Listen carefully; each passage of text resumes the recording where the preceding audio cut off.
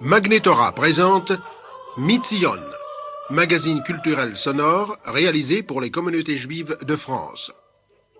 Au sommaire de ce numéro, Purim, la fête de Purim, ses origines, sa signification, la lecture de la Megillah, les us et coutumes, Matovu, un morceau classique de liturgie, l'inauguration d'une nouvelle crèche de la Vidzo à Jérusalem, notes de lecture, le volontariat avec Micheline Trèves, le dernier livre du professeur Claude Vigée, Délivrance du souffle, un entretien avec l'auteur, et une yeshiva pas comme les autres, la yeshiva de la diaspora sur le mont Sion à Jérusalem.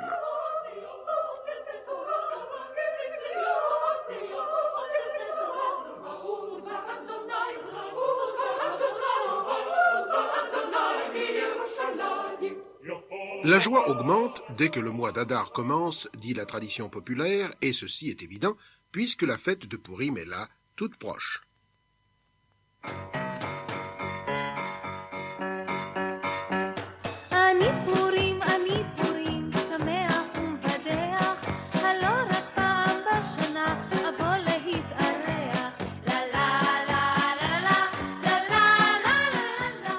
C'est moi Purim, c'est moi Purim, nous dit la chanson. Joyeux et farceur, je ne viens qu'une fois l'an faire votre bonheur. Purim, la fête de la joie, de l'exubérance même, la revanche du peuple juif sur tous les malheurs qui l'ont accablé au cours des siècles. Purim n'est pas une fête solennelle comme Pessah, Kippour ou Sukkot, c'est un jour de liesse qui commémore des événements heureux. Les Juifs dans le royaume de Perse échappent à l'extermination à laquelle les avait voués la haine d'un antisémite influent, tout-puissant, le célèbre Haman. C'est une frairie unique dans l'année juive. Les docteurs de la loi se dépouillent de leur respectabilité, se mêlent à la foule et, débonnaires, prennent part eux aussi aux réjouissances. Ils tolèrent même que l'on dépasse la mesure, qu'on se réjouisse à l'extrême. On se livre à d'abondants repas, on ne craint pas de caresser la dive bouteille, et on donne libre cours à son exubérance. On va même jusqu'à se déguiser et donner des représentations qui confinent à la farce. Mais Purim, avouons-le, c'est surtout la fête des enfants, des tout-petits, ceux des jardins d'enfants et des écoles maternelles, mais aussi de leurs aînés. 2 ou 3 jours avant la fête, on voit déjà apparaître dans les rues des déguisements les plus fantaisistes, des cow-boys, beaucoup, parce qu'on peut se servir d'un pistolet à bouchon, des soldats, des agents de police, des docteurs, des infirmières. C'est le jour où les petits deviennent grands d'un seul coup et pour un jour. Mais on voit aussi des reines Esther, toutes de blanc vêtues comme de petites mariées, avec des diadèmes en carton et des voiles vaporeux évocateurs de la Perse antique. Des Mardochés aux barbes interminables, très peu d'amants, qui voudraient ressembler à ce personnage Oni, symbole de l'antisémite de tous les temps. Pour les grands, c'est l'occasion de se réunir et de festoyer après avoir écouté la lecture de la Megillah à la synagogue.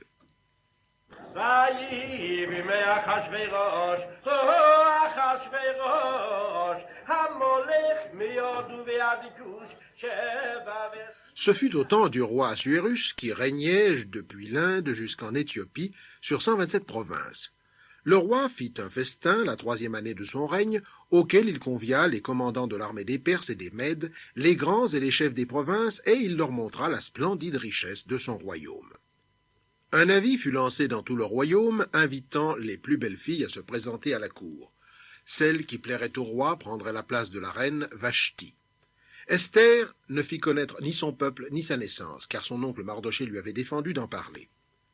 Assis à la porte du palais, Mardoché entend les 2 eunuques du roi comploter la mort d'Assuérus. Il le dit à Esther, qui en fait part au roi. Les 2 eunuques sont pendus, et le fait est inscrit dans le livre des chroniques. Peu après, Haman est nommé chef des serviteurs du roi.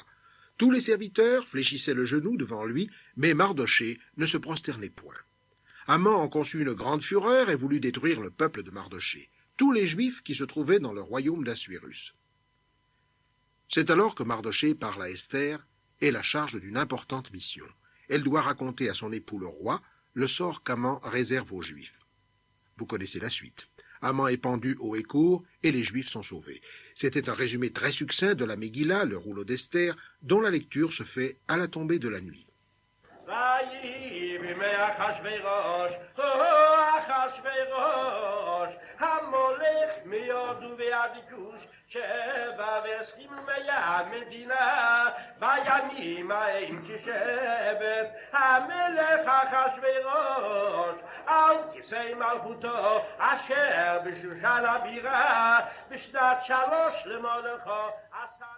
Écoutons maintenant le même passage suivant le rite en usage dans les communautés de Perse où se sont déroulés les événements.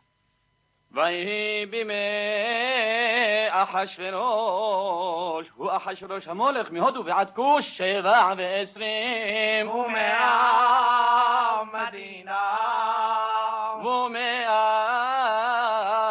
מדינה בימים ההם כשבט המלך אחשוורוש. Les versions liturgiques de la Megillah sont aussi nombreuses que les communautés et les rites. Voici encore les premières phrases du livre suivant le rite séfarade cette fois. ויהי בימי אחשוורוש המולך מהודו ועד כוש 27 ומאה מדינה בימים ההם כשבט המלך אחשוורוש על כיסא מלכותו אשר Je me souviens qu'étant enfant, j'aimais tout particulièrement la lecture de la Megillah. Pour une fois, on avait le droit de faire du bruit à la synagogue. Non seulement le droit, mais le devoir, chaque fois que le nom d'Aman était prononcé. Maudit soit Aman, et cette malédiction était accompagnée du grincement des crécelles.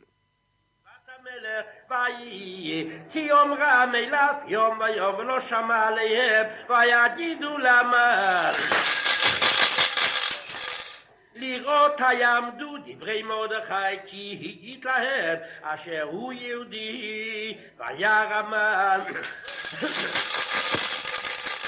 כי אין מרדכי. La fête de Purim date du jour même des événements puisque nous lisons à la fin du livre d'Esther que Mardochée rapporta ces événements et envoya des lettres aux Juifs de toutes les provinces du roi Assuérus en leur ordonnant de célébrer le 14e et le 15e du mois d'Adar la victoire des Juifs sur leur ennemi, le jour où leur détresse fut changée en joie et leur deuil en réjouissance. D'où vient le nom de Purim? Eh bien, tout simplement du mot « pour » qui veut dire « le sort », car Haman, l'oppresseur, avait formé le projet d'anéantir les Juifs et avait jeté le « pour », le sort, pour les exterminer et les détruire.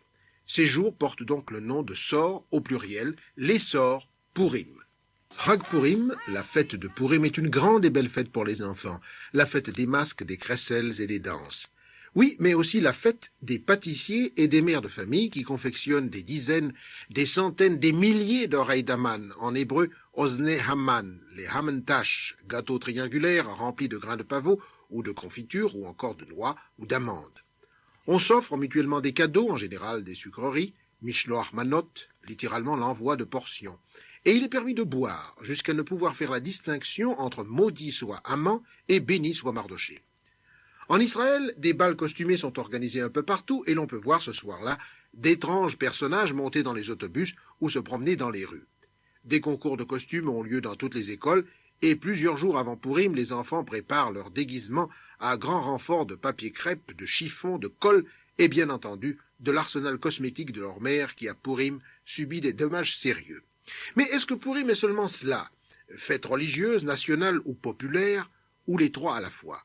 Nous avons demandé à Léon Askenazi, Manitou, de nous livrer ses réflexions sur Purim. Bien, je crois que, comme toutes les fêtes du calendrier juif et de la tradition hébraïque, tous les jours de commémoration sont simultanément des fêtes historiques, donc aussi nationales et religieuses. La caractéristique particulière de Purim, c'est la manière populaire dont il est commémoré, mais il n'y a pas de doute qu'il faut se référer d'abord à l'événement historique lui-même, qui est une date extrêmement importante dans l'histoire d'Israël.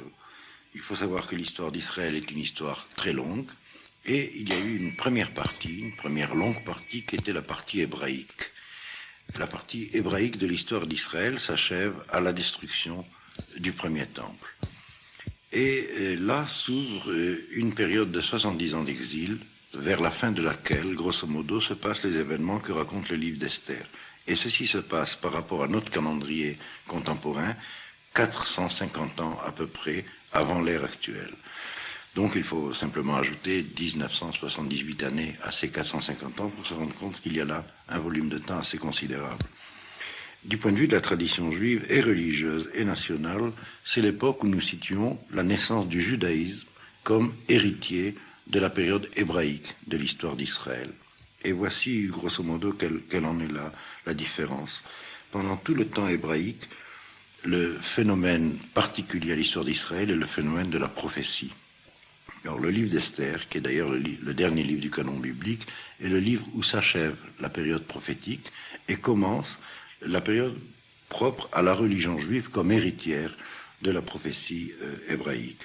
150 ans avant, à peu près, avait été détruit le royaume du Nord, qui avait pour capitale Samarie, qui se nommait le royaume d'Israël, issu du schisme après le temps du roi Salomon, et n'avait subsisté que le royaume du Sud, le royaume de Juda.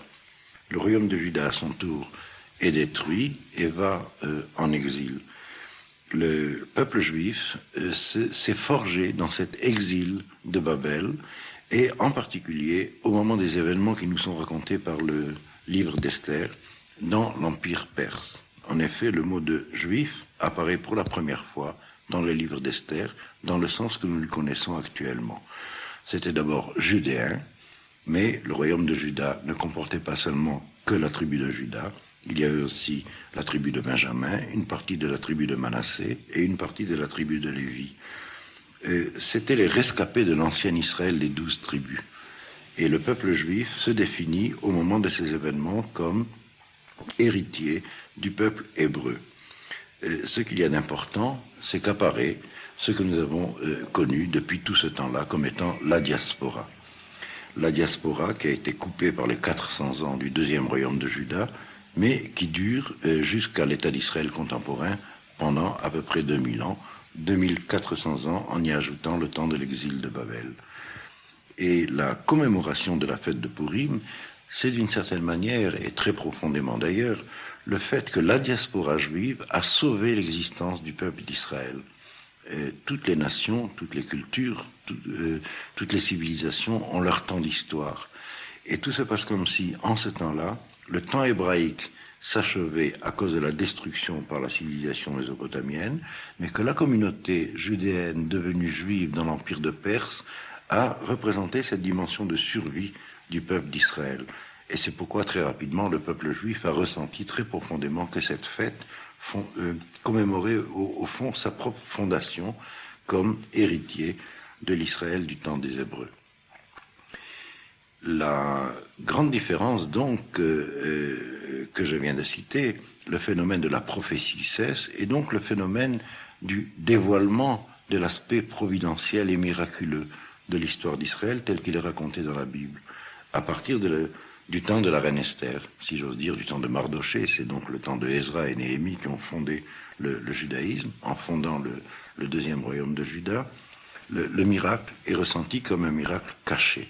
C'est d'ailleurs le nom même du livre d'Esther. Esther en hébreu signifie la secrète, Seter. Il y a bien entendu une analogie avec le mot persan, qui est son nom de Esther, qui signifie astre en persan, mais qui en hébreu se traduit dans la notion de la chose cachée, tout ce qui est caché, et en particulier le miracle qui est commémoré au moment des événements qui nous sont racontés dans ce livre. Et effectivement, à travers 2000 ans, il y a eu une sorte de parallèle entre la commémoration de Purim et la commémoration de Pessah. Pessah qui d'ailleurs, dans les principales années du calendrier hébraïque, tombe exactement un mois après le mois de Hadar. Pessah commémore le miracle spectaculaire, le miracle dévoilé de la sortie d'Égypte. C'est le temps des Hébreux, c'est le temps de la prophétie, c'est le temps de la révélation. Purim représente un événement analogue, mais à travers les lois de la nature, à travers les péripéties de la vie de la société humaine, de la société juive reliée dans son temps d'histoire à telle ou telle civilisation. Et chaque fois que le peuple juif a eu à commémorer un événement de salut dans le risque d'un massacre, d'une dispersion, d'une disparition physique, il s'est toujours référé à la commémoration de Purim. En particulier, dans beaucoup d'anciennes communautés, il y a un Purim local. Et cela a été vrai en Espagne, cela a été vrai dans les communautés ashkénazes d'Europe, cela a été vrai en Afrique du Nord. Chaque fois que la communauté voulait commémorer un événement de délivrance d'une menace de disparition physique, alors elle instituait dans son calendrier local un jour de Purim local. Le Purim que nous commémorons le 14 Adar, et cette référence au salut par un miracle caché à travers les péripéties de l'histoire, mais à l'échelle du peuple juif tout entier. Manitou, puisque vous faites mention d'un miracle, d'une intervention divine, comment se fait-il que le nom divin ne soit pas justement mentionné dans ce livre d'Esther? Effectivement, dans le livre d'Esther, le nom de Dieu n'apparaît pas. Il y a allusion à l'intervention de la Providence, par des expressions d'ailleurs qui sont ensuite entrées dans l'hébreu traditionnel. Mais il y a à cela deux raisons principales. La raison, disons, légale, c'est que le livre d'Esther a d'abord été écrit sous forme de lettre qui a été rédigée à Suse, la capitale, et qui devait être envoyée dans toutes les provinces pour avertir que, dans toutes les provinces de l'Empire perse, pour avertir que l'édit de Haman, décidant la destruction des communautés juives le 14 Adar, était rapporté par le roi Assuérus. Et donc ces lettres devaient être écrites dans la langue de chaque province. Et lorsqu'on a traduit ces lettres en hébreu, on a craint que le mot qui dans chaque langue non juive signifiait Dieu passe dans le texte, et que par conséquent on désigne par le nom d'une idole le nom du Dieu hébraïque, le nom hébraïque de Dieu. C'est la raison, disons, légale qui nous est donnée habituellement. Il y a une raison peut-être un peu plus profonde, c'est que la royauté va quitter la lignée d'Israël pour passer chez les non-juifs.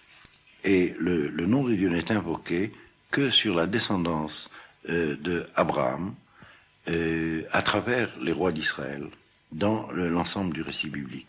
Et effectivement, la reine Esther, qui a été le prix du salut de la communauté juive à cette époque, quitte le peuple juif et devient la reine de l'Empire persan.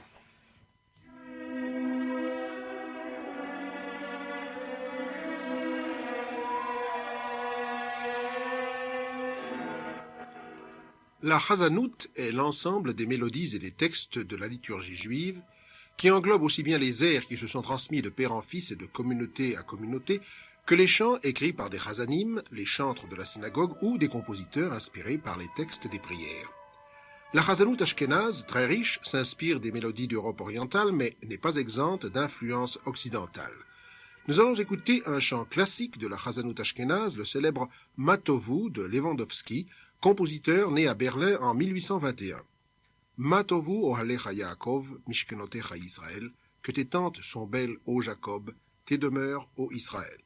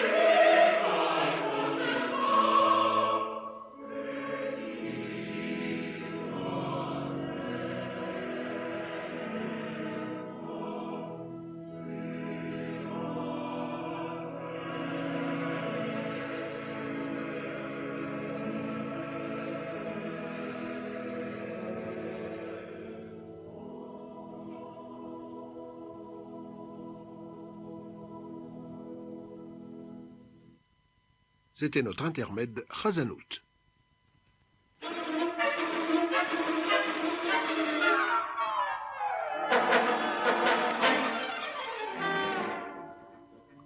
Une nouvelle crèche de la Vidzo à Jérusalem.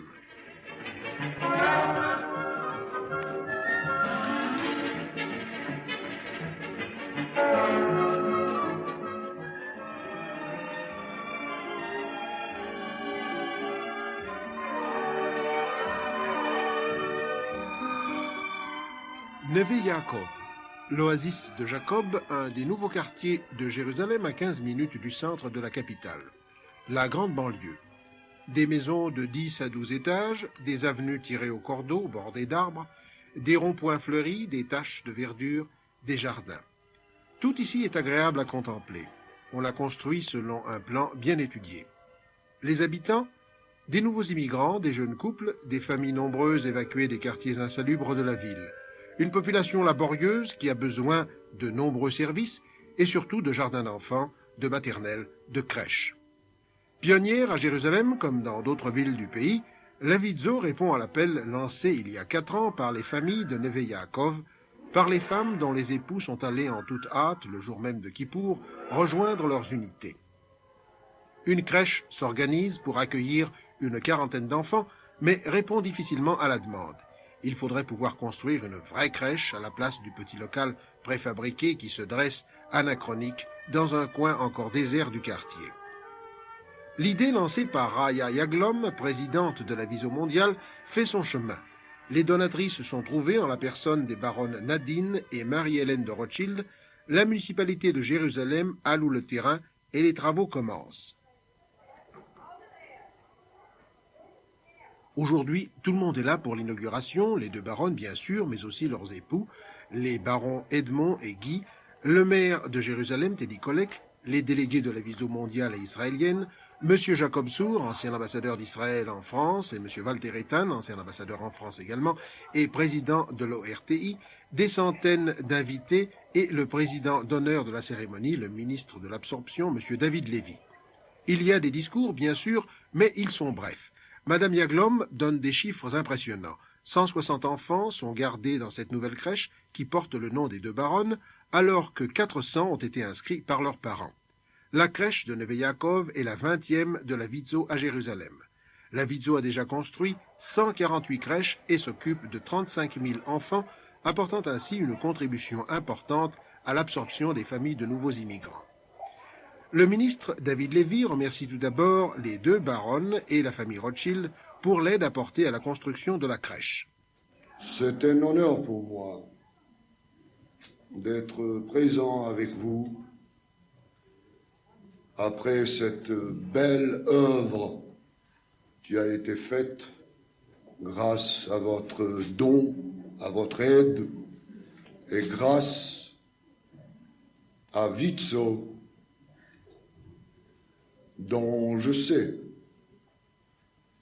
la grande œuvre qui a été faite en Israël, et non pas rien que dans notre capitale Jérusalem, mais même dans les régions de développement, grâce à des centaines de Chaverot qui font cette œuvre-là avec un amour, une foi très profonde et une fierté israélienne. Et je tiens à vous remercier de votre aide qui n'a pas été donnée rien qu'après la guerre de Yom Kippourim.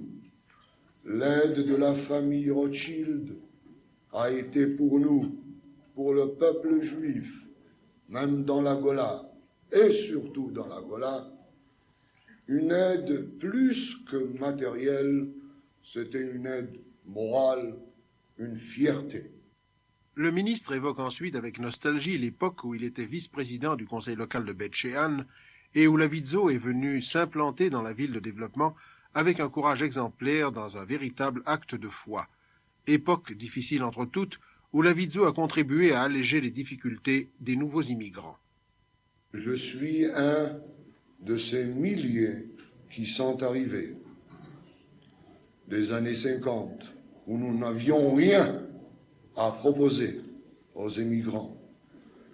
Nous avions que la foi et l'espoir, et nous avons passé toutes les souffrances. Mais nous avions en face de nous un horizon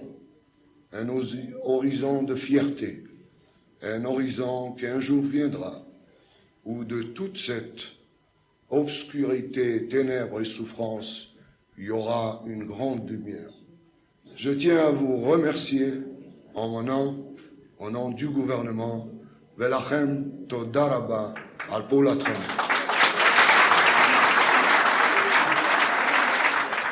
À son tour, la baronne Guy de Rothschild met l'accent sur l'importance d'une œuvre comme cette nouvelle crèche, tournée vers la vie, vers les générations de la paix.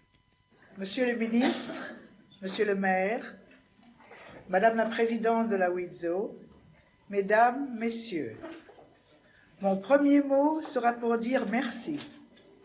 Merci de m'avoir permis d'être associé à cette création qui témoigne de l'inlassable activité du peuple juif. Mais je voudrais dire aussi bravo, car la création que nous inaugurons est plus que tout autre tournée vers la vie, le Haïm. Ici, nous contribuons à libérer des parents qui travaillent. Et si on regrette que déjà la maison soit trop petite, on est bien fiers qu'elle rende un service aussi apprécié. Mais plus encore que les parents, ce sont les enfants qui émeuvent. Ils sont la vie, ils sont le futur. Je souhaite qu'ils soient heureux. Je souhaite qu'ils soient réussis. Je souhaite qu'ils aiment leur pays. Et je souhaite par-dessus tout que les générations qui gouvernent sachent assurer à ces enfants et aux enfants de ces enfants ce bonheur si précieux et si rare, la paix. Shalom.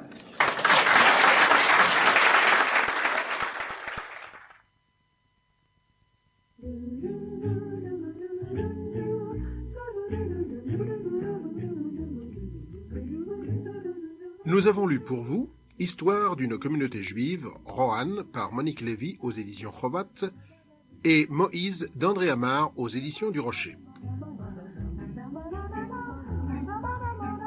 Histoire d'une communauté juive, Rohan, par Monique Lévy aux éditions Chovat, Rohan.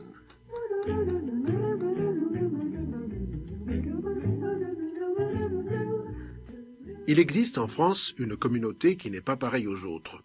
Une petite communauté qui a depuis toujours une école juive à plein temps, une communauté qui a inventé le centre communautaire lorsque ce mot était encore inconnu des professionnels de la communauté. Une communauté sioniste qui a envoyé des olim en Israël, c'est la communauté de Rohan et elle méritait qu'on en écrive l'histoire. Pourquoi et quand les Juifs sont-ils venus s'installer à Rohan? Qu'y ont-ils fait? Quels ont été leurs rapports avec la population locale? Leur sort pendant la guerre et l'occupation? Depuis, à toutes ces questions, l'étude historique et sociologique de Monique Lévy, fille de Rohan, apporte les réponses souhaitées, avec en plus quelques documents émouvants, quelques récits, une touche personnelle, une communauté originale qui mérite d'être mieux connue pour pouvoir servir d'exemple.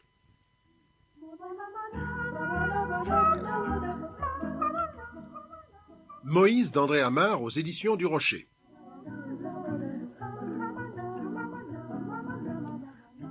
On peut, et c'est ce qu'a fait Edmond Flegg, écrire la biographie de Moïse en se fondant essentiellement sur le Midrash, sur les légendes, et l'on a alors une vie légendaire de Moïse, donc d'un homme qui n'est presque pas de ce monde. On peut au contraire, et Freud l'a fait, tenter de saisir le personnage historique dans son arrière-plan, le replacer dans le monde dans lequel il vivait et essayer de ramener tout l'extraordinaire en lui à des problèmes purement psychologiques, et l'on a alors une psychanalyse de Moïse, donc d'un homme qui n'est que trop de ce monde. André Amar a choisi la tierce voie. Il a tenté de nous présenter un Moïse qui tient des deux mondes, du profane et du sacré. Un Moïse qui est un homme de ce monde, qui lutte pour tirer son peuple de la servitude et en faire une nation libre, mais aussi un homme en contact direct avec Dieu, se mouvant naturellement dans le sacré. Il lui fallait donc pour cela rester fidèle à la Bible et ne pas tenter d'évasion vers la légende ou le mythe, ou au contraire vers la psychanalyse et les complexes. Mais la biographie de Moïse est finalement très brève, et ce qui importe dans la Bible, c'est moins Moïse que sa mission, c'est moins l'homme que ce qui s'est accompli par lui. C'est pourquoi, et à juste titre, cette biographie de Moïse devient très vite une réflexion sur le peuple séparé, sur la Torah qui provoque et assure cette séparation. En professeur et philosophe, André Amar présente de façon très didactique les aspects divers de ce que l'on peut appeler la pensée profonde qui inspire la loi d'Israël et étudie les liens qui, au cours de l'histoire, se sont établis entre cette loi d'Israël et ce peuple d'Israël, expression tous deux d'un choix du Dieu d'Israël. Il a su mettre en évidence les conflits internes, ou plus exactement le conflit interne fondamental, cette volonté d'Israël d'être un peuple comme les autres, tout en ayant accepté d'assumer un destin qui l'empêche d'être tel. C'est là finalement toute la question juive, sous les formes les plus diverses qu'elle prend dans l'histoire, et avec une continuité, une perfection dans la répétition, qui ne peuvent qu'étonner et obliger à la réflexion. Moïse, voyant le buisson qui brûlait sans se consumer, s'en approche, et c'est ainsi que débute sa mission. Le peuple juif, dit André Amar, lui aussi brûle sans se consumer. À nous, hommes des temps modernes, de décider si nous nous écartons de notre chemin.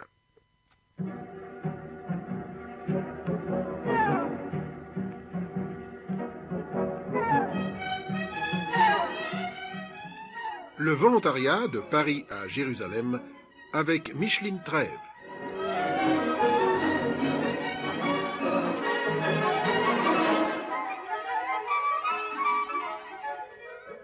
Tous les francophones de Jérusalem qui s'intéressent de près ou de loin au travail social connaissent Micheline Trèves, dont le nom est pour beaucoup synonyme de volontariat. C'est elle, en effet, qui a organisé autour de Chawaya Hari les premiers groupes de volontaires qui se sont donnés sans compter, au début dans tous les domaines, lutte contre l'analphabétisme, cours de rattrapage aux enfants des quartiers déshérités, assistance aux vieillards, aux malades, aux infirmes, mise sur pied de clubs de jeunes, etc. Aujourd'hui, chaque ministère, ou presque, nous dit Micheline Trèves, s'est créé son propre système de volontariat, et il s'est avéré aussi que le volontariat avait ses limites. Aussi a-t-elle changé le cours de son action pour lui donner plus d'emprise dans le milieu social et surtout pour obtenir des résultats plus probants. Elle fait porter aujourd'hui ses efforts sur l'un des quartiers les plus déshérités de la ville, Katamon, où des réalisations originales sont en cours. Ce quartier de Katamon, où se trouve une population en très grande partie marocaine, que j'ai connue en France depuis 1952 et avec laquelle j'ai travaillé avec les organismes sociaux et communautaires, est une population que je connais, que j'aime, je dois dire, par tout ce qu'elle a de positif. Et cette expérience de Katamon, je l'ai suivie depuis le début du côté du comité public. Il m'a semblé que ce qui manquait le plus ici, c'était une suite, que les gens venaient travailler 2 ou 3 mois et ensuite s'en allaient. Je crois que ici, j'ai pu apporter une connaissance des problèmes de travail avec les communautés nord-africaines en particulier, et avoir autour de moi une équipe qui le sent de la même façon, et surtout une décision de travailler sur place et d'être reconnue comme travailleuse sur place. Le volontariat, pour eux, dans ces quartiers-là, sont des gens qui viennent quelques heures, qui passent et qui s'en vont. Or, ici, la déception est chaque fois tellement grande du départ qu'il m'a semblé que le plus important était de venir, de faire un travail, d'en suivre l'évolution sans idée préconçue. Et on voit du reste toute l'évolution du travail qui se fait ici. Et surtout d'avoir des gens qui vivent avec, dans le quartier, avec les gens du quartier, qui connaissent et en qui ils aient confiance. Je crois que ça, nous y sommes arrivés. Et c'est un travail qui me passionne. Ce travail, Micheline Trèves l'accomplit dans le cadre d'une association, Ohel Yosef, la tante de Joseph, qui tire assez curieusement son nom d'une pièce de théâtre montée par les jeunes du quartier et où ils étalaient devant le public les problèmes angoissants de l'écart social, du retard scolaire, de la délinquance juvénile. La pièce, qui a fait le tour de la capitale et a été suivie par d'autres initiatives du genre à Tel Aviv, Beth Shemesh, Be'er Sheva, a provoqué une prise de conscience qui a conduit à la création de Ohel Yosef. Mais quelles sont les activités, justement, de ce Ohel Yosef? Ce centre, qui est un préfabriqué qui a été remis en état, et je peux le dire, grâce en très grande partie aux amis de France, les anciens de Guy Patin qui nous ont donné au départ la somme qui a permis de remettre en état ce centre, et la municipalité a participé pour moitié à cette réorganisation. Maintenant, nous sommes arrivés à un financement complet de toutes les activités de ce centre. Nous commençons le matin à 8h30 avec une garderie d'enfants et des cours de couture d'hébreu pour les analphabètes 2 fois par semaine du quartier. Et elles sont nombreuses, les femmes qui viennent maintenant. Vous avez inauguré, Micheline Trèves, ici à Catamon, le travail communautaire rémunéré. Pourriez-vous nous expliquer cela? Pour des populations comme ici, qui ont toujours été soutenues par l'aide sociale presque depuis leur arrivée dans le pays, il est très important de revaloriser le travail. Alors nous avons pensé qu'il fallait utiliser les talents que l'on connaît mais qui ne sont pas suffisamment utilisés de toutes ces femmes nombreuses qui ne sont presque jamais sortis de leur maison parce qu'ils ont 9, 10 enfants, ou des jeunes qui ne peuvent pas trouver de travail parce que les heures ne conviennent pas à leurs enfants sortant de l'école à midi ou à 1h. Et nous avons décidé d'ouvrir ici une pâtisserie, c'est-à-dire de prendre des équipes de femmes, aussi mélangées que possible, jeunes et plus âgées, de toutes les communautés orientales. Nous en avons de Maroc, de Syrie, d'Égypte et d'autres pays, pour qu'elles fassent elles-mêmes les gâteaux typiquement connus dans ces pays et les faire connaître comme quelque chose de positif ici à Jérusalem, et j'espère que l'expérience, si elle est réussie, pourra s'étendre ailleurs. Elles sont payées, et le fait qu'elles soient payées à l'heure et pour elles leur donne un sentiment d'une revalorisation extraordinaire. Elles savent qu'à la fin du mois, elles rapporteront chez elles le fruit de leur travail. Et la vente des gâteaux nous permettra de les payer et de pouvoir continuer, j'espère, cette entreprise qui n'en est qu'à ses débuts. Alors, Betty, vous êtes la chef pâtissière, disons, de cette entreprise. Et où est-ce que vous avez appris le métier? J'ai appris à Tadmor. Tadmor, c'est l'école de tourisme. Oui. Et vous habitez le quartier? Oui, j'habite au Bar Yochai, au 102. Au 102, donc vous êtes vraiment ici chez vous, si je puis dire. Oui, bien sûr. Alors, vous êtes venu participer à cet effort communautaire. Et qu'est-ce que vous faites exactement? Expliquez-nous un petit peu. Quelles sont les sortes de gâteaux que vous faites ici? Les gâteaux qu'on fait exactement, c'est les gâteaux de nord-africains surtout, et un peu des gens de l'Asie, un petit peu de Syriens, Irakiens, Marocains. Oui, quand vous dites nord-africains, pourquoi par exemple? C'est-à-dire des cigares, c'est à peu près marocain, des mantecao, on appelle ça. On peut dire des cocos, c'est des petits moules de papier qu'on met. À la noix de coco, oui. Oui. Et puis toutes sortes de petits gâteaux secs ou frits ou passés au miel. Enfin, c'est des gâteaux plutôt marocains, ça. Est-ce que vous avez enseigné aux dames qui sont ici à faire ces gâteaux, ou elles savaient déjà les faire elles-mêmes? Une partie j'ai enseigné, une partie que les femmes, c'est plutôt elles qui m'ont enseigné ces gâteaux.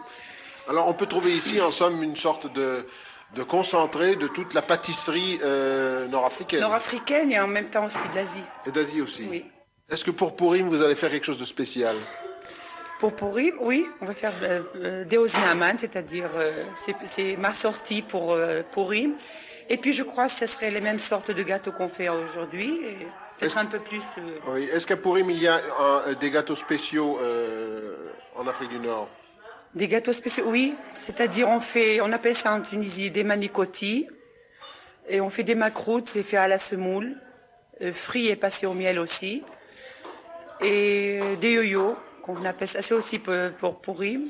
Enfin, toutes sortes de petits gâteaux toutes comme sortes ça. de douceurs. Oui. Madame Trèves, à qui est-ce que vous vendez toute cette délicieuse pâtisserie? Eh bien, nous vendons à tous ceux qui viennent nous acheter, c'est-à-dire que nous en vendons à nos amis qui maintenant commencent à venir ici ou passent des commandes. Nous acceptons toutes les commandes pendant toute la semaine, et ensuite nous pouvons, à la fin de la semaine, espérer voir toutes nos boîtes vidées.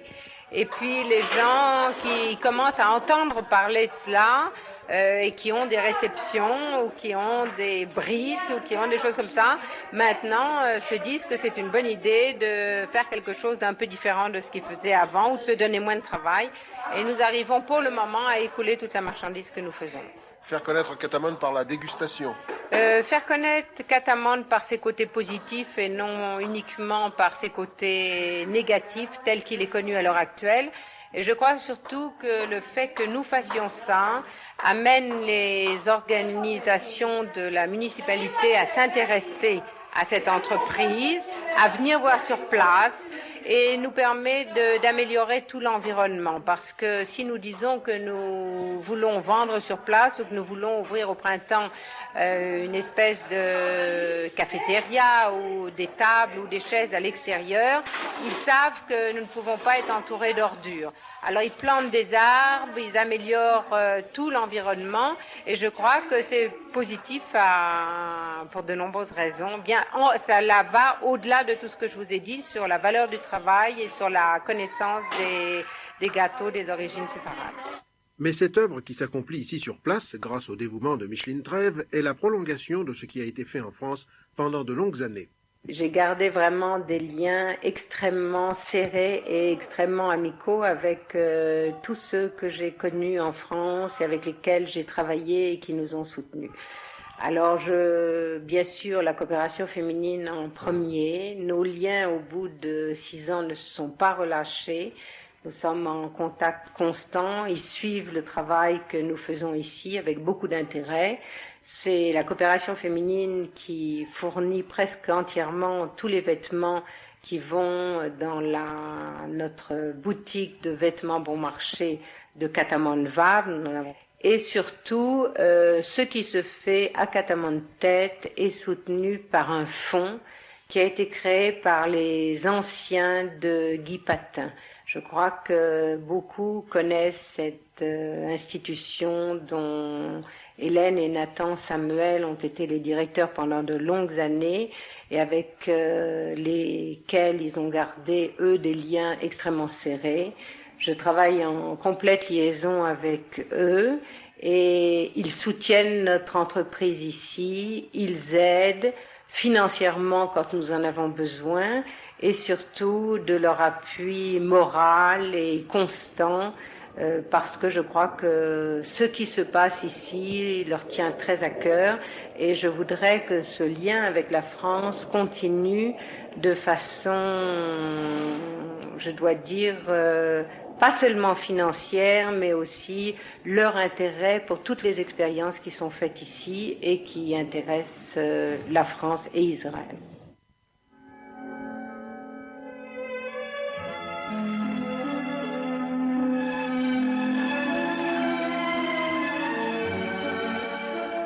Le Club du Livre.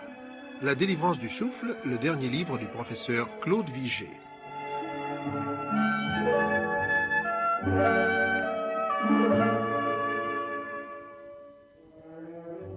Une étrange tranquillité pèse sur nous, dans l'attente d'on ne sait quoi, celle du pire peut-être. Cela, c'est la solitude juive, la mienne depuis toujours.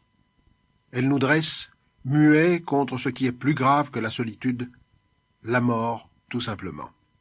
La destruction imminente de nous-mêmes et de tous ceux qui sont comme nous. Dans les nuits de Kippour, à Jérusalem en guerre, luttant pour sa survie, cette solitude dévoile son vrai visage qui n'est pas celui de l'essolement. Le fils d'Israël, il affronte l'abîme en voisin, il se bat avec solitude. Ce bref extrait du dernier livre de Claude Vigée, Délivrance du souffle, c'est l'évocation dans toute sa puissance des journées d'angoisse et de lutte qu'Israël a traversées durant la guerre de Kippour. Claude Vigée, né en Alsace, dans une petite bourgade, entre les houblonnières et les petites fabriques, fait partie de cette communauté alsacienne qui plonge des racines profondes et solides dans un judaïsme vécu pleinement et aujourd'hui encore très vivant. Après les quelques années de guerre en France et l'occupation qu'il décrit dans La Lune d'hiver, Claude Vigée se rend aux États-Unis où il enseigne la littérature française jusqu'en 1959. Un an plus tard, il s'installe à Jérusalem et se voit confier la chaire de littérature comparée à l'université hébraïque. Ses œuvres poétiques ont été publiées par Flammarion sous le titre « Le soleil sous la mer », mais il est également l'auteur de plusieurs essais et journaux intimes, « L'été indien »,« Moisson de Canaan »,« La lutte d'hiver »,« Les artistes de la faim »,« Révolte et louange ». C'est à Jérusalem, dans son appartement à Rehavia, que nous l'avons rencontré.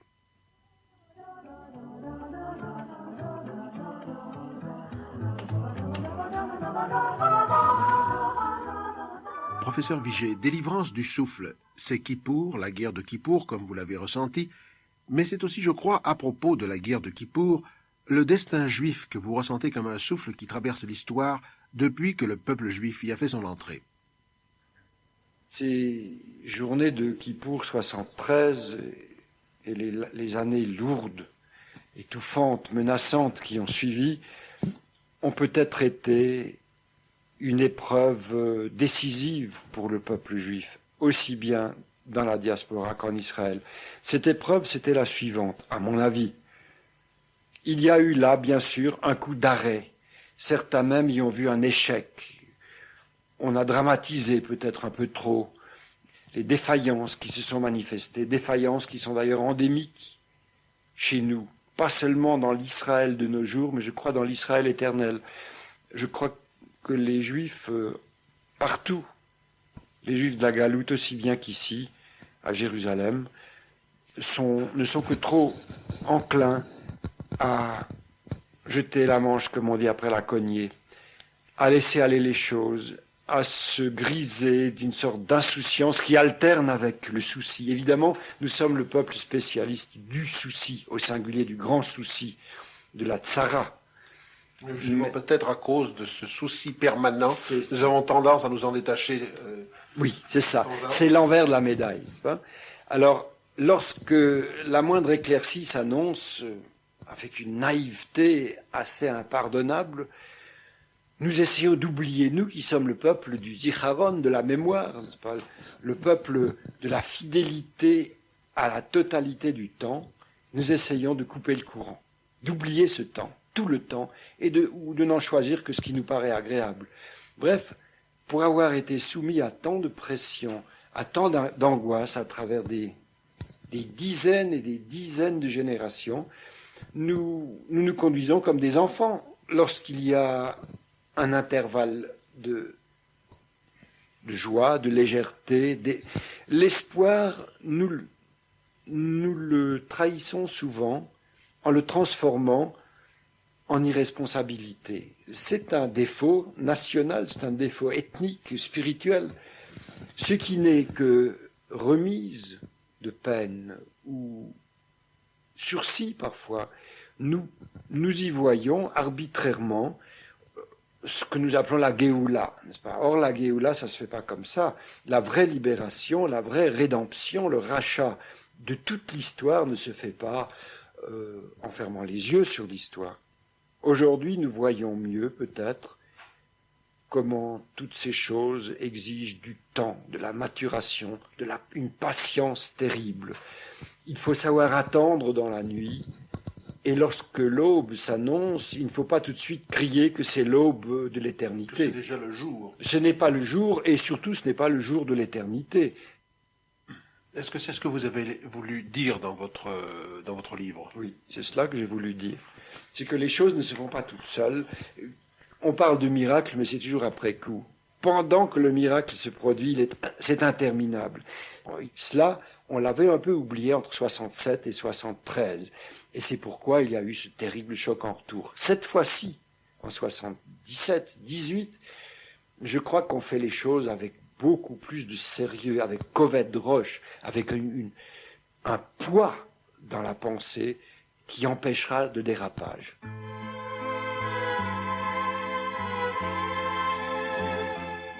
Une yeshiva pas comme les autres. Francine Kaufmann est allée visiter la Yeshiva Tatfutsot sur le mont Sion à Jérusalem.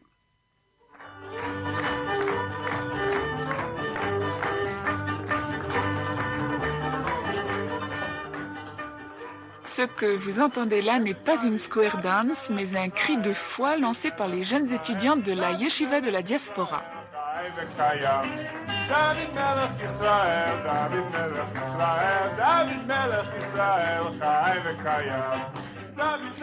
Ils sont 120 à vivre ici à Jérusalem sur le mont Sion, passant la majeure partie de la journée à étudier la Torah, le Talmud et la littérature rabbinique.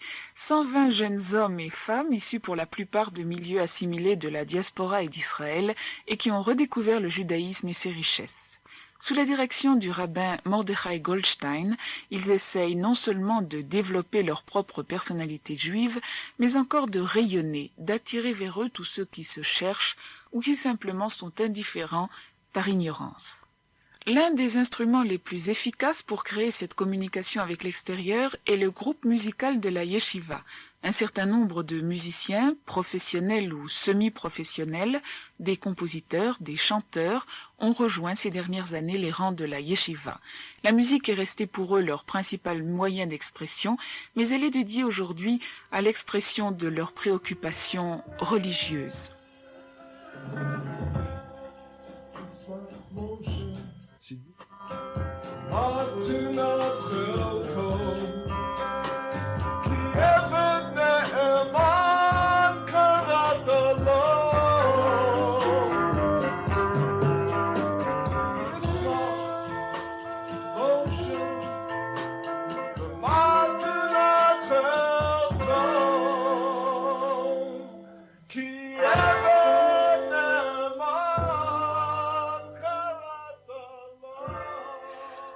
L'orchestre est bien connu aujourd'hui. 2 disques ont déjà paru et les séances musicales du samedi soir, les traditionnelles Melavé Malka, attirent souvent jusqu'à 500 personnes.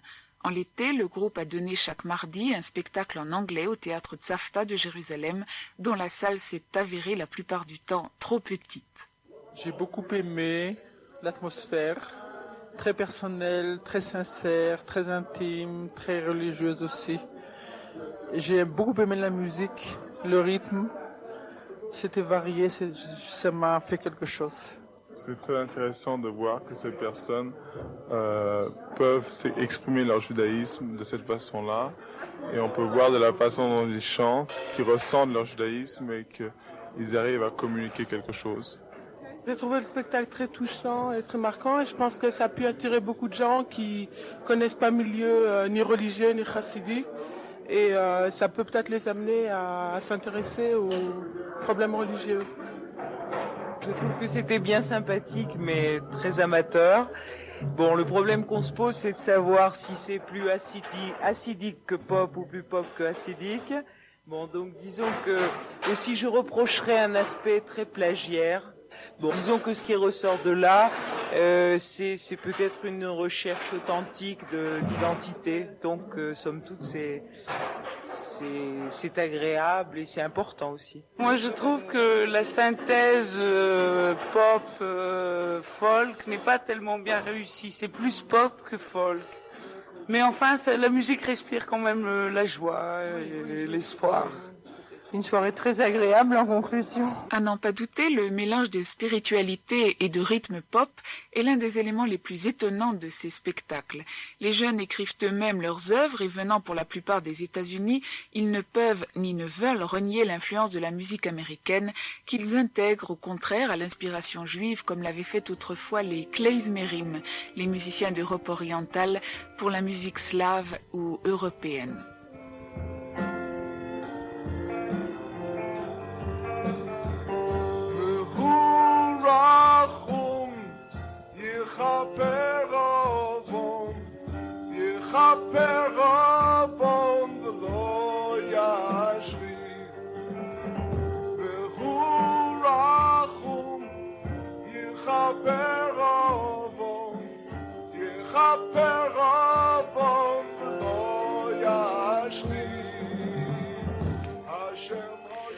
Le groupe est composé d'une dizaine de membres, dont 4 au moins écrivent et interprètent leurs chansons. Le conducteur du groupe, Avram Rosenblum, le guitariste Moshe Shur, le violoniste Benzion Solomon et le guitariste 12 cordes Shimon Green. J'ai rencontré le batteur de l'ensemble, le Parisien Yohanan Lederman. Nous sommes tous arrivés au judaïsme par des voies différentes. Le point commun, c'est la musique et la recherche de la vérité. C'est pour ça que nous sommes des étudiants de la Torah. Puisque vous avez eu l'occasion de jouer auparavant dans des orchestres, vous êtes capable de faire la différence entre vos impressions au moment où vous jouiez et vos impressions aujourd'hui quand vous jouez dans le cadre de la yeshiva? Oui, je crois que la différence, c'est la différence qu'on trouve entre le profane et le sacré. C'est-à-dire qu'un musicien profane, si vous voulez, c'est une personne qui fait de l'art pour l'art. C'est-à-dire qui compose de la musique avec pour but de composer la musique la plus belle possible. C'est-à-dire que ça ne sort pas du contexte de la musique, en fait. Alors que chez nous, la musique, c'est seulement un moyen d'exprimer des idées religieuses, des idées de la Torah.